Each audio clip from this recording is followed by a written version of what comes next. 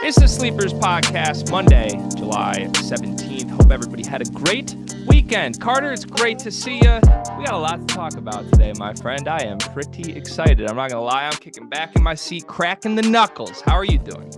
Doing pretty well. Before we even get started, we have to address the fire that is that Wake Forest Demon Deacon sweatshirt. I mean, that's just, is there any way to ruin script writing? There probably is, but it's very hard to mess it up. And when done right, that's a great looking sweatshirt, my friend. I appreciate it. That's incredibly rare. One that you compliment me too, that anybody screws up script writing.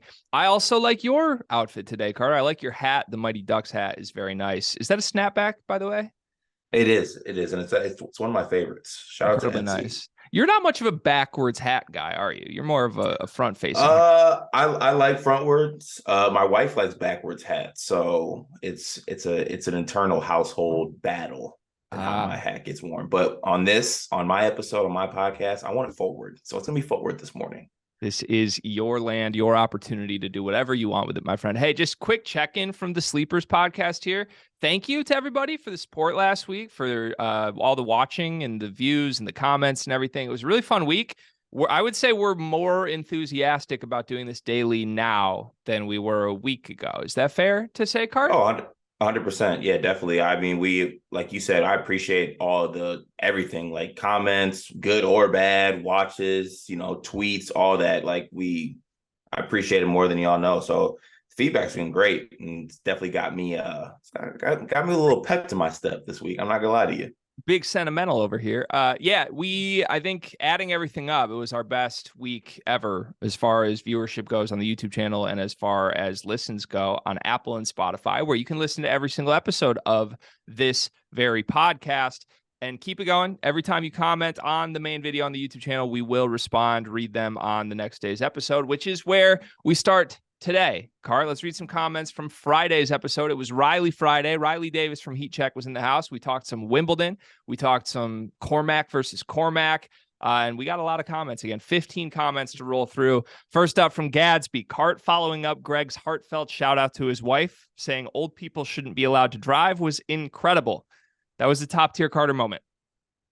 Yeah, I'd also like to apologize just because I believe I said the age 60 was old, and 60 is not old. Okay. In that scenario that I brought up, I'm thinking retake the test maybe around 75. Okay. So I apologize, everybody out there.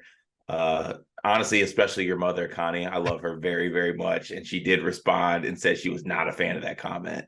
As well as Tammy Reese, which is Mal's aunt, maybe? Mal's mother, Tammy. Jesus, you are digging the hole deeper. No. It wasn't Tammy. You just said Tammy Reese. Keep going. No, keep going. I'm going back to the comment. It wasn't Mal's mother. Go ahead. Keep cooking. You said Tammy Reese. Maybe I said it wrong. Yeah, I think you might be talking about the wrong person.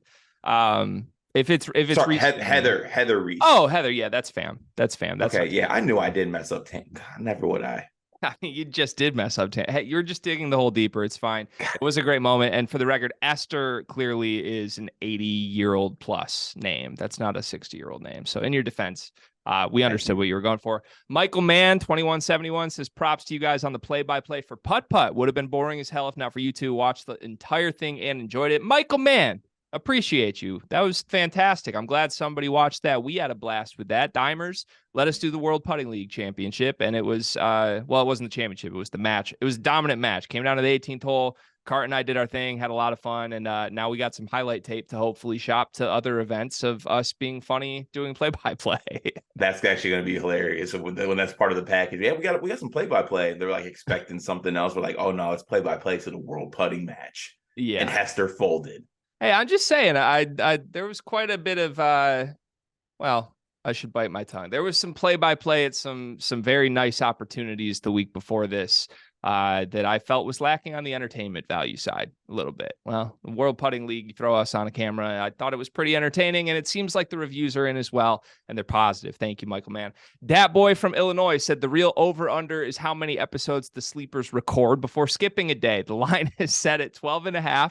I'm taking the under. I might parlay it with it's Greg's fault we didn't record. I think he nailed both of those. I mean, that's pretty spot on. I'm not gonna lie, especially the reason. I think if it is 12 and a half and we're not counting Saturday, Sundays, so just Monday through Friday is 12 and a half days, that would put us, can we get to next Wednesday without missing a day? I think I would take the under. And I think you're right. It will be my fault, not Carter's fault. I just have more obligations. Like I told you to be ready at 9 today, and we didn't click record until 9:22. So that's not your fault. You were ready. Credit to Cart. That was my fault. It is what it is. Craig CMSU said took Alcaraz plus 350 pre-tournament because of Greg's past comments on him. Doubled down after the segment at plus 150. Vamos, G-Wizzy. Gracias. Vamos, Craig. And vamos, Carlitos.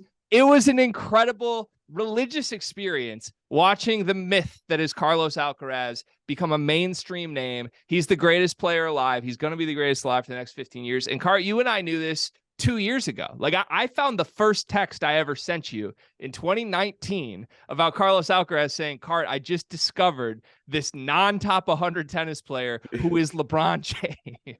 Like that's literally the text though. That's literally what it is. And it was a long thought out one with stats. And I texted you after the match yesterday, and I was like, thank you for like making me watch tennis. Like putting the racket in my hand, and one might say, like, it's so much fun to watch. For those who haven't like tried to watch tennis or enjoy it, it's like actually so fun to watch. I love it.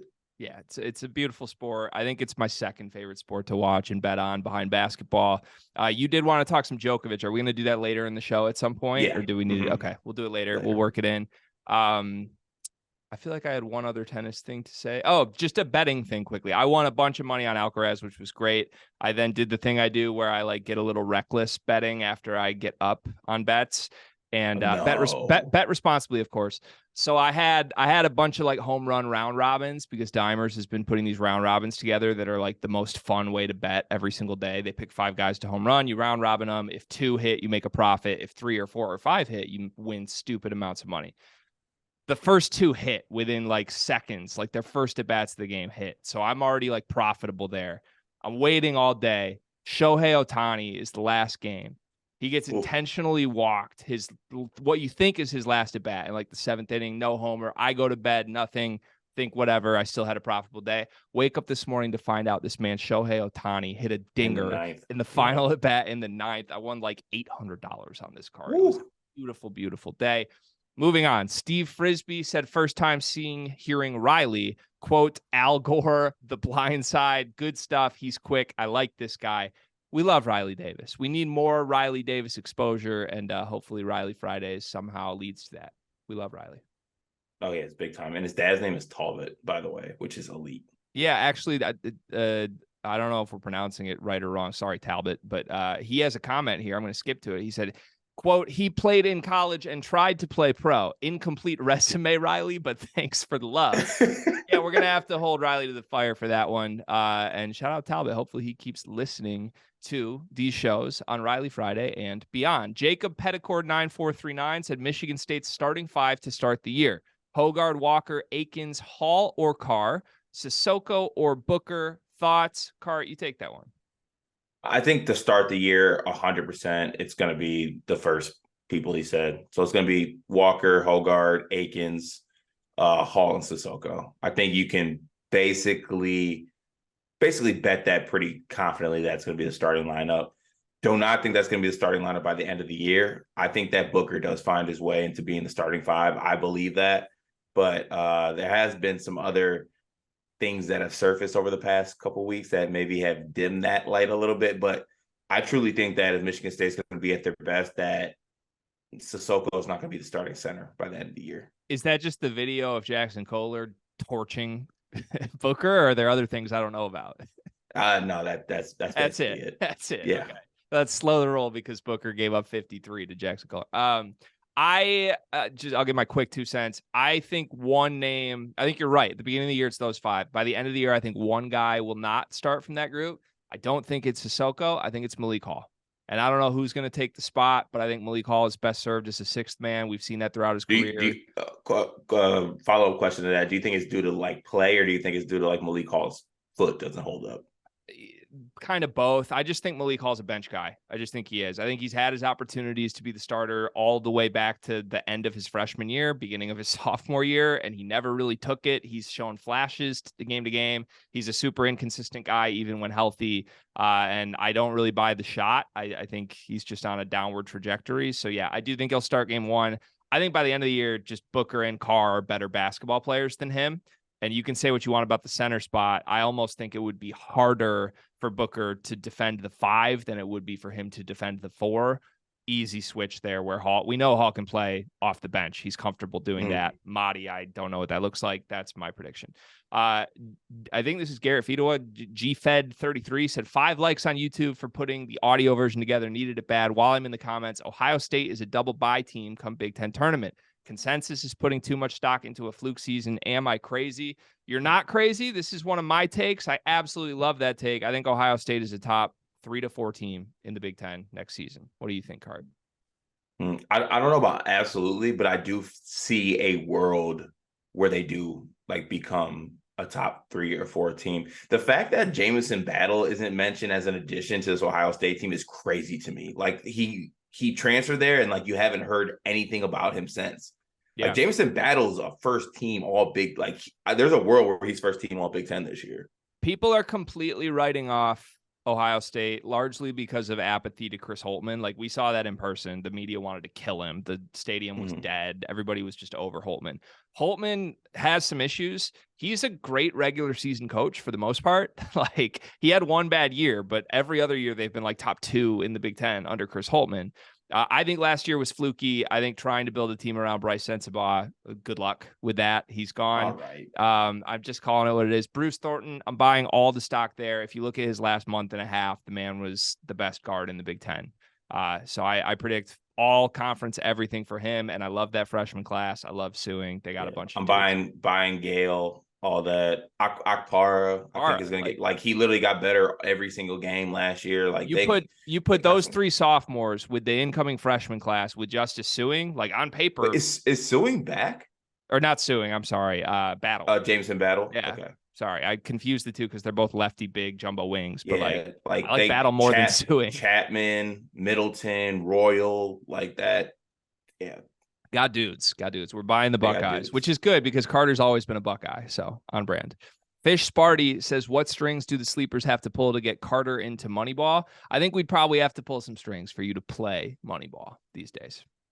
Honestly, I don't think so. And I don't want to throw anybody under the bus here, but I'm kind of gonna. And shout out to my boy Fonby. I'm going to use him as an example. Mike Fonby played for like a semester at Albion, and he's on a Moneyball team. So like, I played for 4 years at Albion. I think I can play on a Moneyball team. Do I want to play on a Moneyball team? Absolutely not. No, I don't. But I think it'd be kind of fun to watch you play on Moneyball. It really would be. I think I'd like to see. I have a couple of people in the crowd probably hyping me up. If I would like to someone see there with a sign. You against Jackson Kohler, I would pay so much money to see that. I mean, that'd be a very slow game. I don't know about that. Yeah, I mean, we could try to pull some string. I'm much more interested in pulling strings to one, sponsor a team in Moneyball. Like there's Team Fago, Team All, whatever, Team Pup and Suds right now. Team Sleepers needs to happen. Sleepers branding, Sleepers unis would be electric. It probably costs like $200 to pay for one of those teams.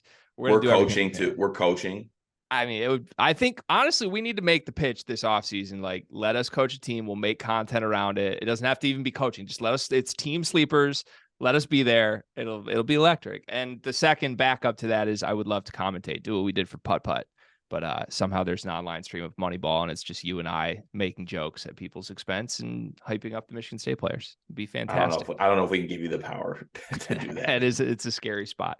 Turney J35 said Rolling Meadows cannot be claimed by Sparty. He's on an island with Deontay Davis, talking about how great it was to leave early when they both needed an extra year to develop.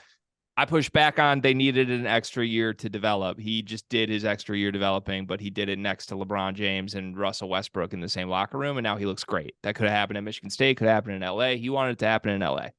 Nothing wrong with that. Cart? I'm really sick of talking about Cormac, to be honest with you. I really am. Okay. No more Cormac then. That's fine. I just wanted to be known. We can move on. I know more than you says if you could change college basketball, but what 3 rule changes would you change or add?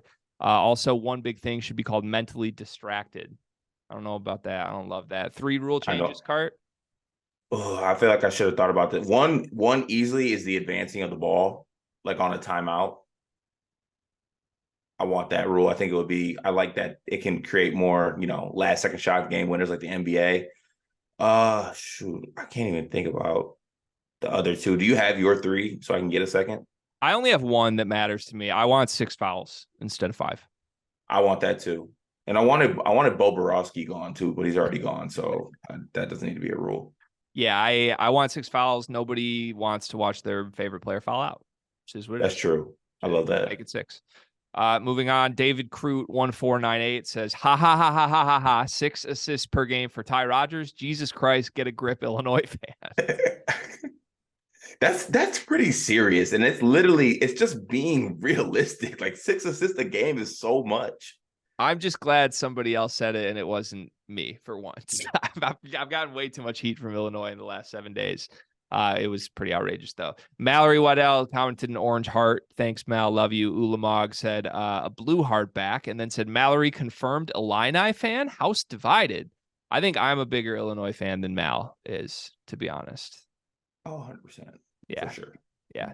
And last comment, DeOps2234, love that name, said, bro hating on Cam Whitmore bad. Crying emoji. I am hating on Cam Whitmore bad. He looked pretty good in their final game. I will say Cam that. Whitmore's on his way to Summer League MVP. I just let that be known. Because they're playing him more. Every other team rests the guys that are actually good. Notice that Houston hasn't rested anybody. Well, actually, sorry, they've rested all the other good players. They haven't rested Cam Whitmore because they don't view Cam Whitmore as an important part of their core card. That's what's happening. All right, shout out to the comments. Appreciate it. Always a fun way to start the show. Hop back in. Hold on. We just got one. We just got one last comment though. What?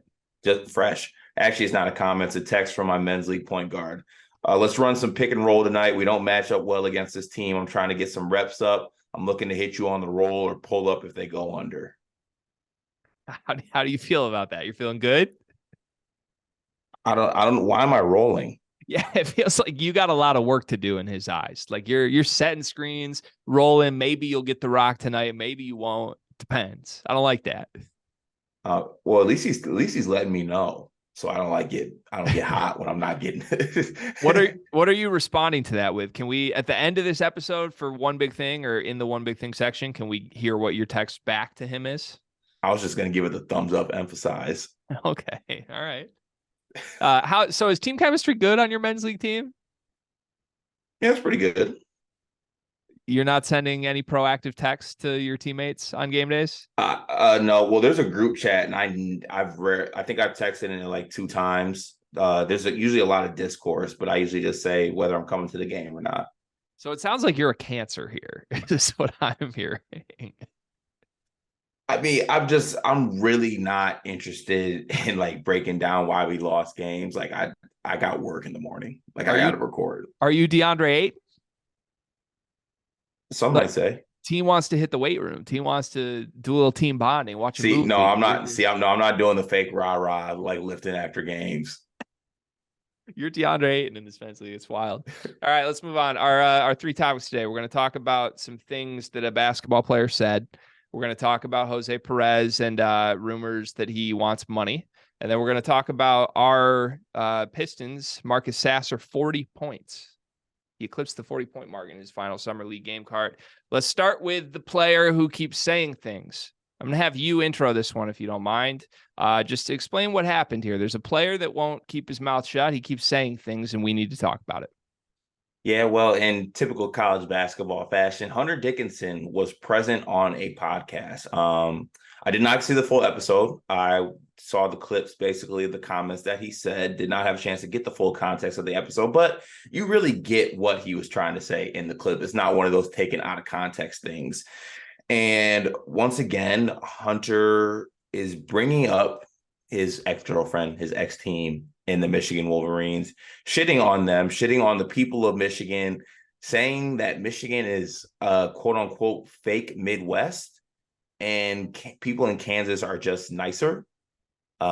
This comes after maybe a couple weeks ago, he was saying that Kansas is just better, or the basketball programs run better. Is that what The his off comments? season is much more difficult at Much more Kansas than it difficult. is at Much Michigan. more. Okay. So once again, Hunter in the headlines for talking about his ex team for seemingly no reason. I seemed to get a lot of backlash online. Gregory, I know you had some thoughts, so I'd like to go ahead and give the floor to you to comment before I get my little comment on, because I really don't have much to say on it.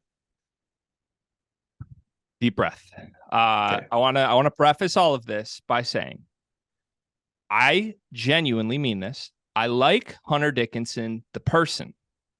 We've gotten to communicate with him back and forth a little bit. He has been kind to us in private. Met him at Big Ten Media Day, exchanged some messages here and there. We almost got him on a College Hoops to Go episode.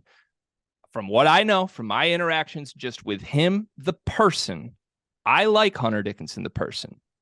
I despise Hunter Dickinson, the character, and he is way more focused at all times on playing the character that is Hunter Dickinson than being a real person.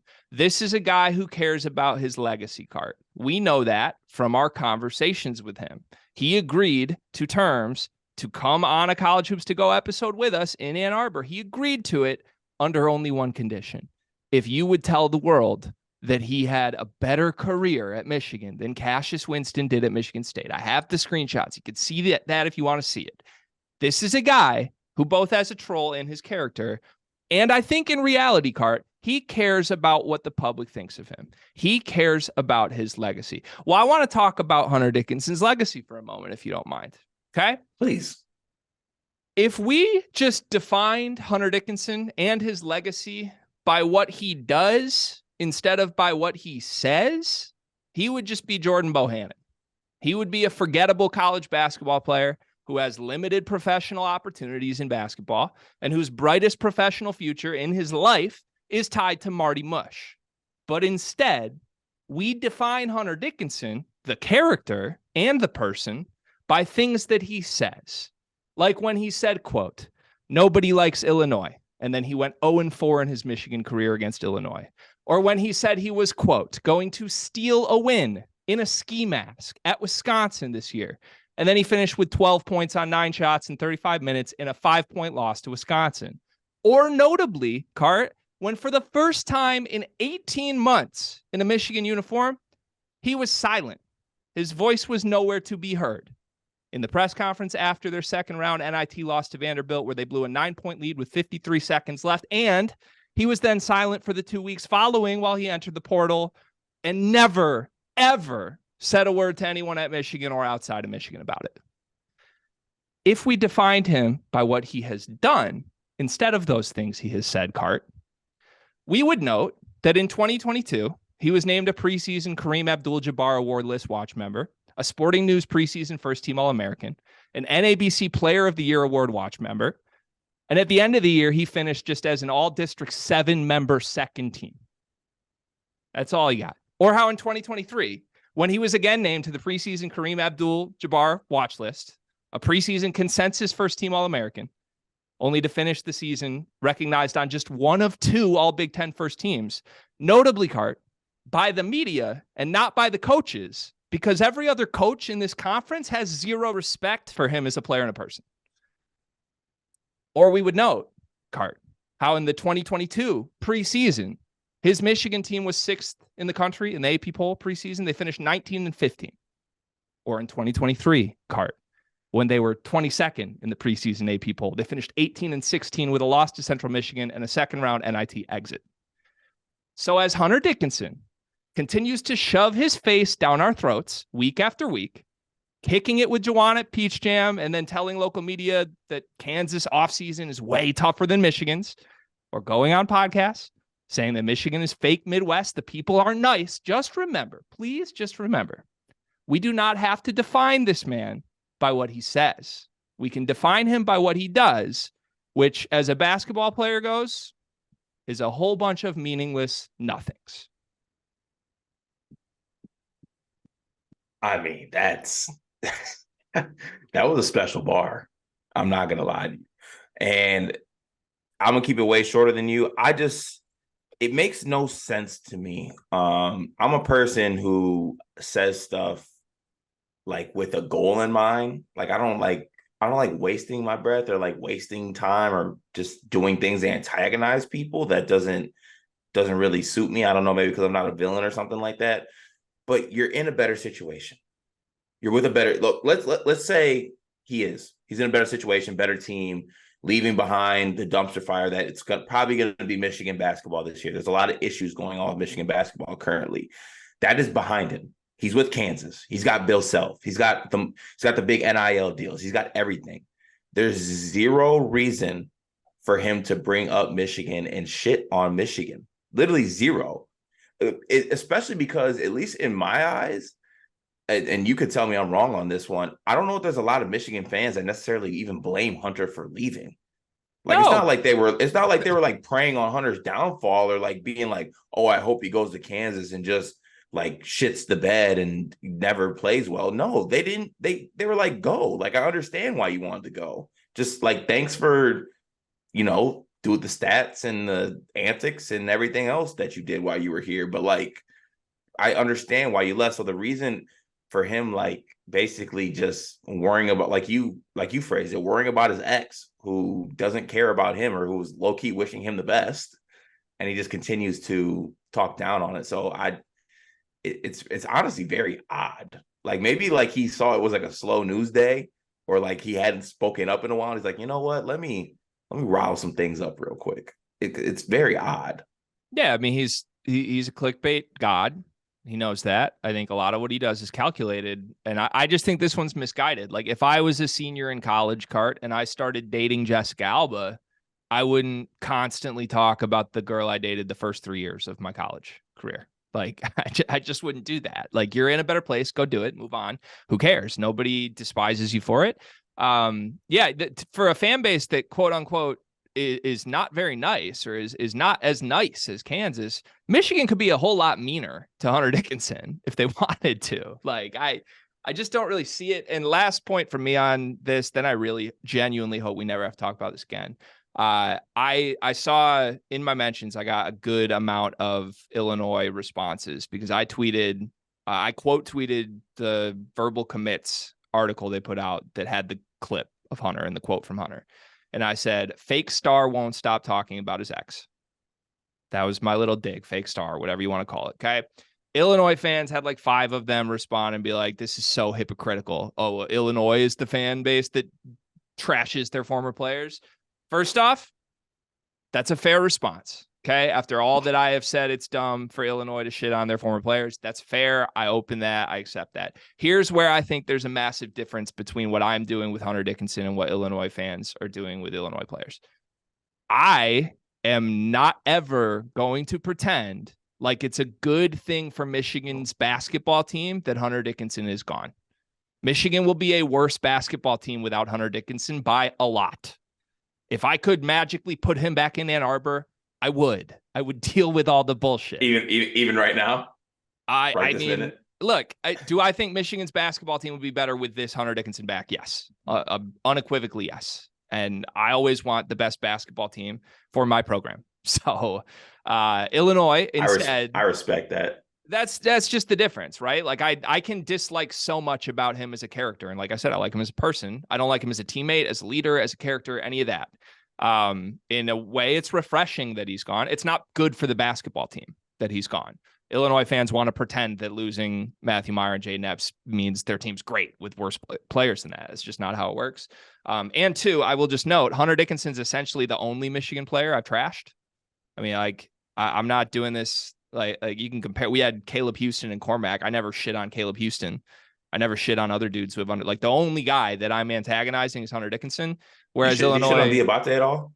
No, not at all. I mean, I don't think I've ever had a Michigan player I've sort of publicly done anything with. Whereas again, Illinois had Adam Miller, Andre Curbelo, Matthew Meyer, Jaden Epps, Sky Clark in the span of 24 months. So I think it's a little different than what's happening here. But fair play, Illinois fans. That's fine. Hopefully that's the last time we ever mention this guy's name on the show. I have a really strong feeling it won't be, Cart, because we do daily episodes and Hunter Dickinson does stupid things daily. It's a match made in heaven. Hey, it's Greg here, interrupting whatever nonsense Cart and I are talking about to ask you if you knew that we do this 5 days a week now. Monday through Friday, you can find the full video episodes of every episode of the Sleepers podcast on our YouTube channel. You can also listen to them wherever podcasts can be listened to. Please like and subscribe, though, because we're kind of trying to make this a more real thing, and we don't really make any money off of this right now, which is not ideal. So, yeah, thanks for watching. Hope you enjoy this, and let's get you back to the show. We'll see what happens next. Let's move on to Jose Perez. We did a segment on him last week where we hypothesized about a fit at Michigan. Do we like his game? Do we not? Jaden Daly called us out, said we were horribly misguided. I believe, per source, Jose Perez may have seen our segment and very loudly wants to prove us wrong, is what I've heard. Well, Carr, also in the last week, some things have changed. It sounds like he is not a guarantee lock to Michigan. He's still going to visit Michigan at the earliest opportunity, but now it sounds like Gonzaga is heavily involved. And I am hearing rumors, my friend, of a specific number that Jose Perez is hoping to have met on the NIL front. That is a ridiculous number. It's just I'll leave it at that. I'm not going to say the number. It's a ridiculous number that is in line with some of the most talented players that have hit the portal this offseason. Where do you stand with all of this? We know how we feel about Jose Perez's game. Like, do you think Michigan should overpay for this guy? Where do you think he's going to end up? Yeah, so at first, I had in my head that, beggars can't be choosers, basically. Like, the fact that maybe they'd have to overpay for a player is because of, you made your bed, you have to lay in it. So you might have to overpay for a player. With that said, we've harped on it. We talked about what Jose Perez can add to a team and, what his abilities are, we think. The number that he's asking for that I saw the same number as you, is to me so out of this world ridiculous that I'd rather just ride with the players that I have, to be honest with you. Like, I don't know if paying that amount to get, I don't know. I think Jose Perez is worth like 2 or 3 more wins, to be honest with you. I really don't think he's making a difference like that. That number is just, it's insane to me. It truly is. It really is. And honestly, it's probably even a better fit for him at a school like Gonzaga, because he's not going to be, the third or fourth option probably, which he would be at Michigan. So I think it's a better case that he does go to Gonzaga. But if I'm Michigan, like, I'd rather just, I don't know, maybe throw all my eggs in like the yo-yo basket or something. I don't know. That number is just too ridiculous for me personally. Yeah. So a couple things here. We've heard other schools have this situation occur, right? Kirk Risa had a demand for a number and Illinois was just like, you're not worth that. Stop. But before you go to that, that's different to me, because okay. if I'm paying a huge number, let's say for Kirk Risa, that is literally plugging a hole, which I think may be the only hole for my team. If I'm paying a bunch of money for Jose Perez, I'm basically plugging one of many holes. I'm not really fully plugging the hole, if that makes sense. So I think I agree with you on that front. And also, just I think Kirk Risa is 10 times the player Jose Perez is. You can debate that, but Kirk Risa, for all his faults, has been a starter on great college basketball teams. Jose Perez has never come close. I do think you're underestimating a little bit like what he could be at Michigan. And if this makes its way back to Jose Perez, like, this isn't me just trying to hedge my bets here. I think I hinted at this last week. Like, he would be an upgrade. I don't think he's a life-changing upgrade. He would start at the 3. He's better than Yusuf Kayet. If I were the coach, I would still want to see Yusuf Kayet because I want to see what you got. Is he starting at the 3? I think he would, Cart. Like, I'm hearing like Trey Jackson might start at 3. I'm also hearing like Namari Burnett might start. Like you have Doug Llewellyn, Burnett. Well, you have to start Kamwa, Terrace Reed, and Doug are starting. You have to start. You would think Namari Burnett is 4, right? You would think, but you don't know if that's at the 2 or the 3. If Namari's starting with those other 3 guys, then you're either starting Jalen Llewellyn, Trey Jackson, or Jose Perez if he enters. Right? Of those 3, I think Jose Perez is the best fit. Like, I think Trey Jackson, the Trey Jackson hype is stupid. Can I say that plainly? Is that too aggressive of me to just say? The Trey Jackson hype this offseason is one of the stupidest things I've seen on the internet. And you guys can clip that if you want. There are multiple people out there that are gassing this up like he's an NBA guy. He's 23 before he steps on a Michigan court. Like, he's not an NBA guy. He's never even played 20 minutes in college. He's not good. He's a bench guy. If he looks better than Michigan's other guys, this team's not in a good spot. So that's why you need to bring in Jose Perez, who I think is better than Trey Jackson. But like you said, there's not a huge difference there. The point for me is like, this is 3 months of Jose Perez or 6 months, whatever you want to call it, right? Is 6 months of Jose Perez more infinitely valuable to a team that's on the bubble than seeing what you've got with Yusuf Kayat in the future? I don't think so. People push back on me for that and say, like, Juwan's coaching for his job. He can't think about the future. That's kind of a fair point, but I don't know. I just think, like, if you could get Jose Perez at a reasonable price point, sure, of course, do it. Fine, great, see what happens. If from the number, it's really hard to have this conversation without saying the number. From the number we heard, Cart, this would make him the highest paid player on Michigan next season. That can't happen. That's a huge problem. Like the other guys he brought in. That can't happen for one, because that's obviously terrible. If I figured out I was another guy on that team and I'm like, he's making more than me, I'd be like, nah, go rewrite my contract. The other guys would just be like, are you serious? So would like Doug and Terrace. I'd just be like, are you kidding me? Like, let me leave this program immediately. So you need to hedge here. You need to be smart about it. And man, it drives home the point for me. Like, enter the portal late, man. If you're going to enter the portal, enter it at the latest possible moment. Because if Jose Perez entered this shit 2.5 months ago, he's not coming close to what he's demanding now. And now he might get that offer from Gonzaga. Like, shit is crazy to me. We'll see what ends up happening. Let's move on. Marcus Sasser, Cart, had a massive night for our Detroit Pistons last night. Ausar Thompson was out. They said, we've seen enough. We'll shut you down. They had Marcus Sasser play, which was notable to me, Cart, because I thought if pretty much any of the guys that they feel like, oh, these guys are on the roster and they're going to be in the rotation, you would just shut them down. I don't think they necessarily were ready to say that about Marcus Sasser yet, based on what they had seen from Summer League. Well, last night, Marcus Sasser goes superstar mode, showed some of what you have loved about his game at the college level. And I believe I'm pulling up the exact number here. He finished with 40 points, 5 assists, 0 turnovers, 5 for 9 from 3, 16 for 25 from the floor. What do you make of this? 31 of those points came in the second half too. Mm-hmm. And in a game that was close too, by the way. Like, he was bringing this team back, keeping them close. It's actually great to see, because I can't remember what episode it was last week when we were talking about what players we were most disappointed with in Summer League. And of course, my answer was Marcus Sasser, because of what in all fairness, he was really, really struggling up into this game. Just didn't seem like he was in a rhythm, was making plays that you just normally don't see him make, as far as, mentally, what the plays he was making during the game. So it was really good to see. I truly think that Marcus Sasser is a point guard that should be in the rotation, like over a guy like Killian Hayes. Like, obviously with the roster the way it is now, we have Ivy or Cade, whoever going to have at point guard. We have Monte Morris, who we signed in the offseason, or Monte Morris, who we signed in the offseason. So he's obviously going to be in the rotation as well. But I think Marcus Sasser is that third point guard or on the team, or that guy who should get spot minutes over a guy like Killian Hayes. I think that he can, one, you don't have to pay him as much as Killian Hayes. I think he is really good defensively. You see what he could do offensively as well. I mean, he controlled that game from start to finish, scoring, creating for others, taking care of the ball. Really made no mistakes in that game. So it was really good to see. As you know, Marcus Sasser is one of my favorite players, in college basketball last year. And when he got drafted to the Pistons, I was extremely excited. So hopefully that game pushes one more Killian foot out the door. We are fielding all offers to any NBA members that maybe listen to this.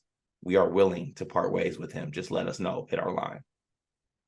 I'm very thankful you're not our GM, because you just made Killian's value just so tanked. I mean, like, you got to drive up the value if you're trying to trade Killian, so you get a return. You don't tell everyone you hate Killian and then immediately get rid of Killian.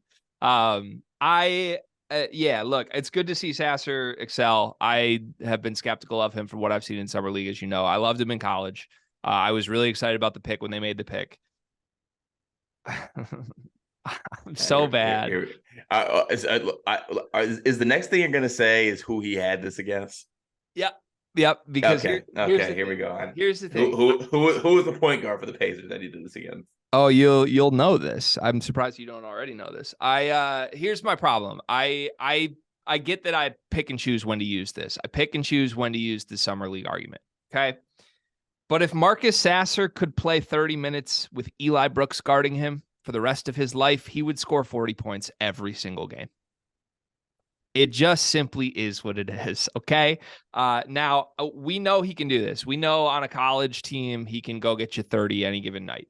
I think he is most comfortable when he is the best player on the floor, Cart. I think that's a big element of this. I think when Marcus Sasser knows he's the alpha, he can shoot as much as he wants, and it's his job to go out and get 30 points. That is when Marcus Sasser's at his best. The problem is I don't think there's ever going to be a moment on an NBA bench in his career that he's going to be the best player on the floor. So he's going to have to figure out how to assimilate a little better. And look, he had moments of that, I think, with Sasser in the lineup this summer. Like he's been really good defensively, in my opinion. Like he had the critical steal in one of those games that ended up winning them the game. But as far as projecting, like one, I think it's just a lot harder to do what he does. It's harder to get 40 points on 25 shots when you're going against an actual NBA defender and not Eli Brooks. And two, I just think it's messing with him mentally a little bit from what I saw this summer when he's trying to balance playing with Jaden Ivey or playing with Asar Thompson versus playing with Jared Rhoden and Jack Nungy, and it's go get 40. We know he can do that. I don't know what that looks like off the bench in the NBA ever, though. We'll see. Like, can he be Jamal Crawford? Can that happen? No. It in my head, and I just came up with this off the bench. Like, I think he could end up being like a Devontae Graham type player.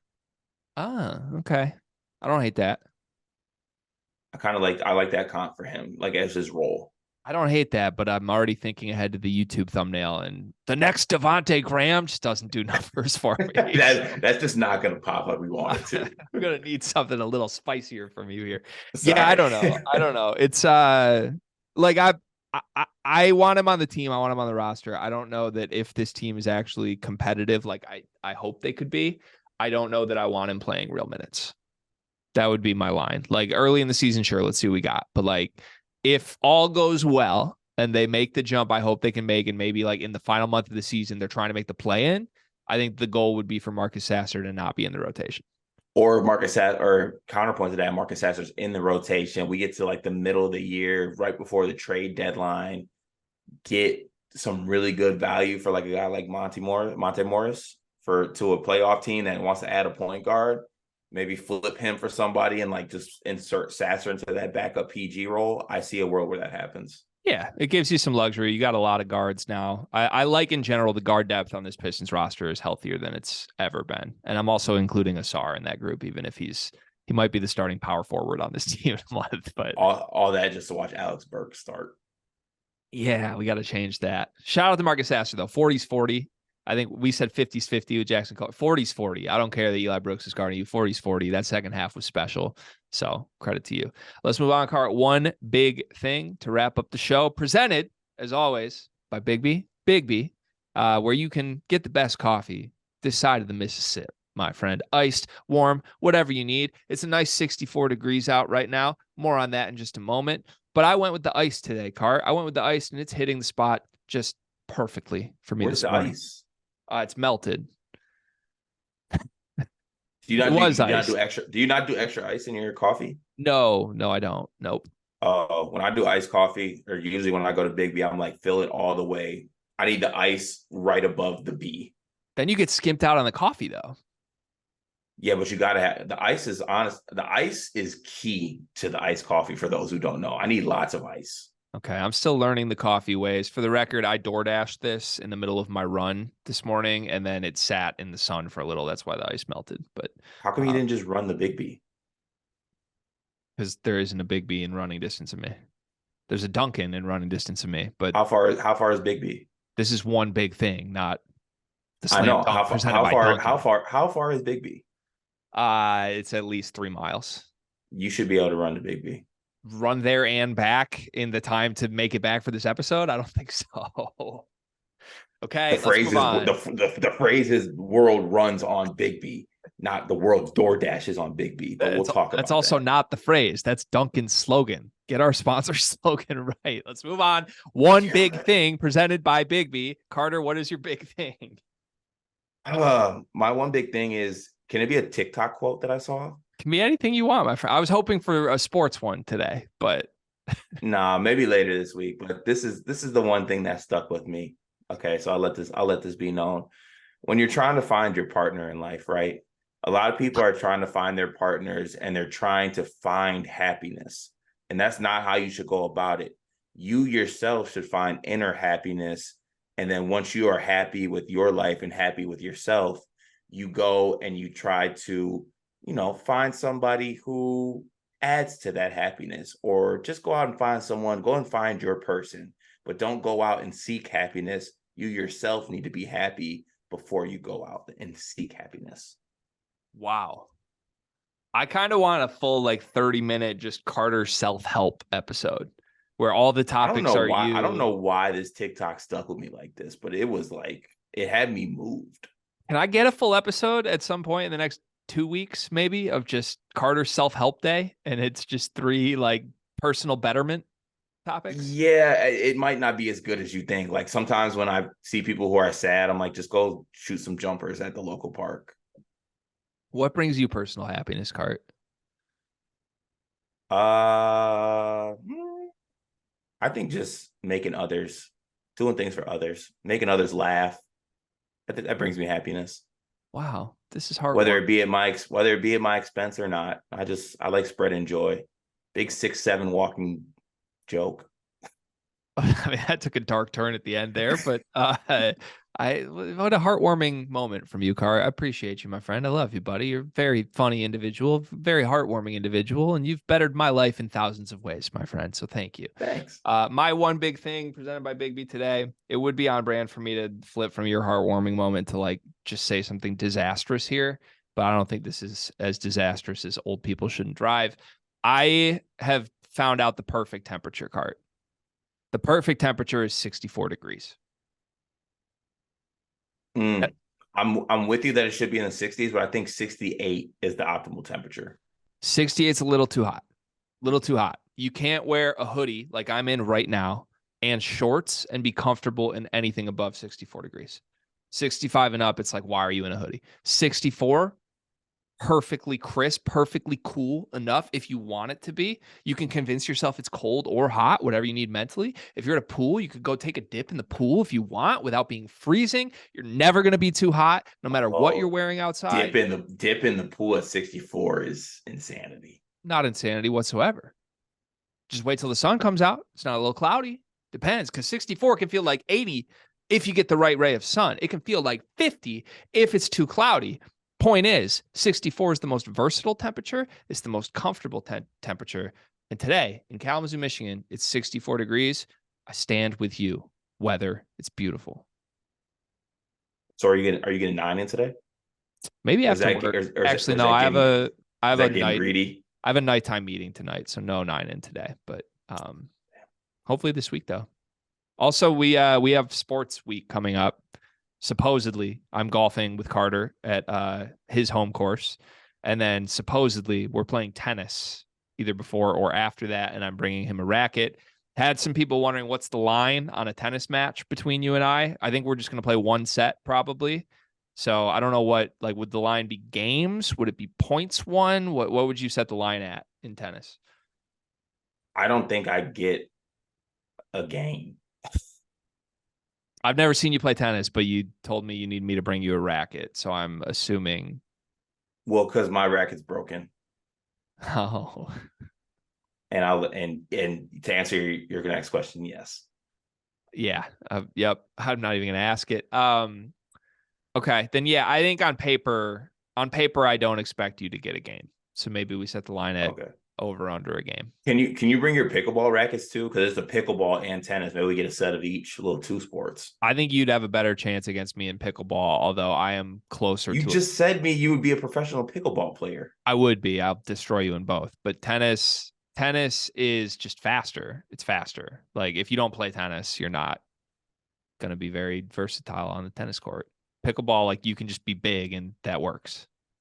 That's literally what I hang my that's how I live my life. Yeah, I think you I think you and I would be a tandem on pickleball doubles court. We might have to enter a tournament.